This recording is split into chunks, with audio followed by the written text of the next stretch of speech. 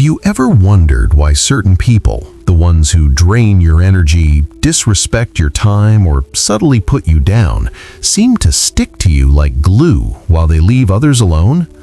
It's a harsh question, but ask yourself, are you unknowingly holding up a sign that says, "Please walk all over me"? Welcome back to INVICTUS X.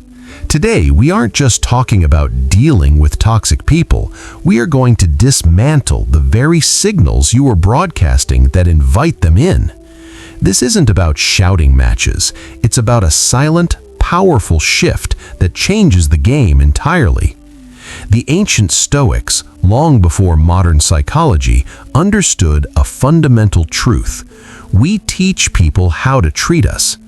Epictetus famously taught that while we cannot control the world around us, we have absolute dominion over what we allow to disturb our peace. When you tolerate toxicity, you aren't just being nice, you are signing a contract of permission. I strongly believe that toxicity is essentially a parasite. It needs a host.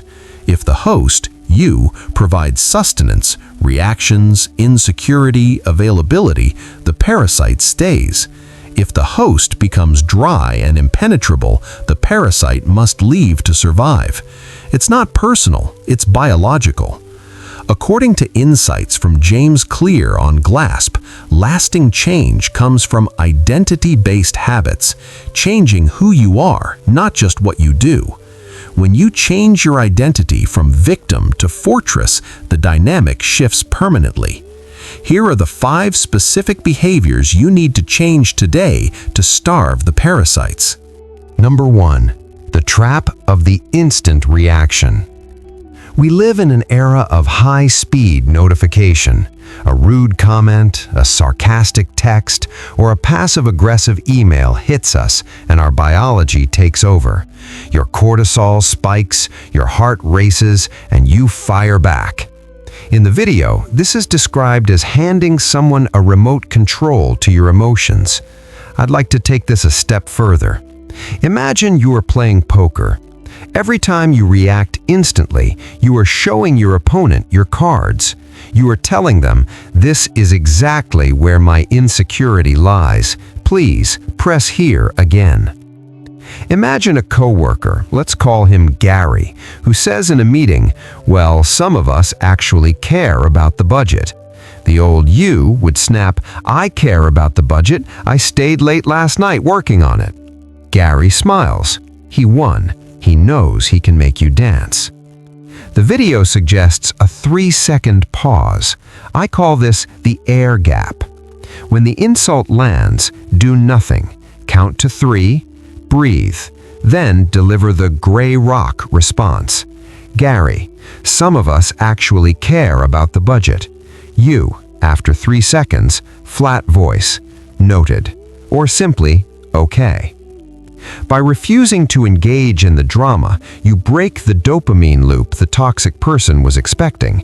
It's incredibly awkward for them, but incredibly empowering for you. 2. The curse of over-explaining. JADE. This is one of the most common traps for empathetic people. You say no to a request, but then you follow it up with a 5-minute monologue about why you can't do it. "I can't come to dinner because my dog is sick and I have work and my mom is visiting." Why do we do this? We do it because we feel guilty. We feel that our no isn't valid unless the other person agrees that it's valid. Therapists often use the acronym JADE: justify, argue, defend, explain.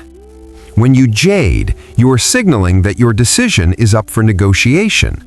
A toxic person hears your explanation not as a reason, but as an opening to argue. Them, "Oh, bring your mom along, leave the dog for a few hours, it's fine." Now you're trapped. Stop asking for permission to live your life. As suggested, use the phrase, "That's what I chose." Them, "Why aren't you drinking tonight?" You, "I'm not drinking tonight." Them, "But why? Come on, just one." You, "Because that's what I chose." It feels rude at first, but it isn't. It is the sound of a boundary clicking into place. 3. The economics of availability. There's a basic economic principle. Scarcity creates value. If gold were as common as dirt, nobody would wear it. If you are always available, replying to texts instantly, accepting last-minute plans, forgiving flakes immediately, you are telling the world that your time is cheap. The video highlights that toxic people act based on an equation. Bad behavior plus no consequence equals permission. I have seen this repeatedly in friendships. You have that friend who cancels 10 minutes before you meet. You say, "It's okay," and reschedule. You have just taught them that your time is worth $0.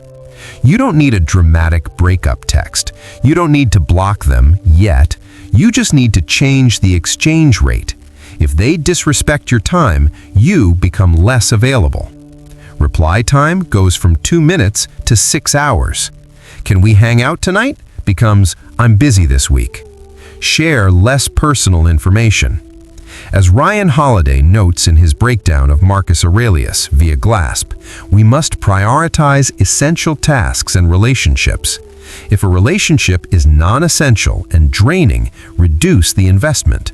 When the cost of accessing you goes up, toxic people usually decide you are too expensive and move on to a cheaper target. 4. The likability trap versus the respect choice. Here is a hard pill to swallow. You cannot be a leader of your own life and be liked by everyone. The video calls the need for approval a form of slavery. I agree. When you bend over backward to please someone who is committed to misunderstanding you, you are betraying yourself. I often tell people, be okay with being the villain in someone else's story. To a manipulator, a person with boundaries looks like a mean person. You've changed. You're being difficult. You're too sensitive. These aren't observations. They are manipulation tactics designed to force you back into the nice box. Ask yourself, do I respect this person? Would I want to trade lives with them? If the answer is no, then their opinion of you is irrelevant. Let them be wrong about you. Let them think you are cold. The peace you gain from not chasing their approval is worth the cost of their judgment. 5. The solitude superpower.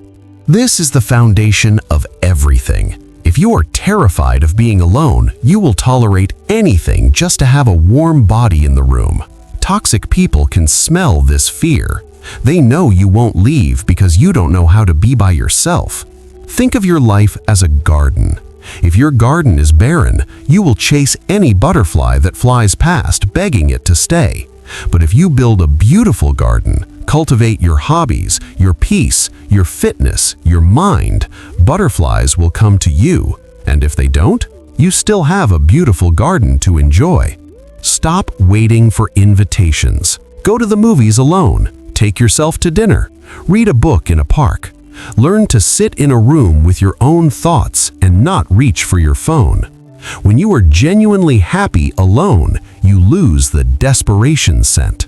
Suddenly, you stop texting first. You stop carrying dead conversations, and magically the people who only wanted you as a prop will vanish, and the people who genuinely value you will step up to match your effort. You don't have to overhaul your entire personality overnight. That's a recipe for failure. Start small. Tomorrow, when someone tries to provoke you, use the 3-second wall. Next week, when someone demands an explanation, simply say, "That's what I chose." Watch what happens. It's almost like a magic trick. The drama will decrease. The noise will fade. You will look around and realize that the only people left standing are the ones who respect you. That is not loneliness. That is freedom. We want to hear from you. Which of these 5 habits is the hardest for you to break? Share your story in the comments below. Your experience might be the encouragement someone else needs today. Don't forget to keep building your invincible mind here at INVICTUS X.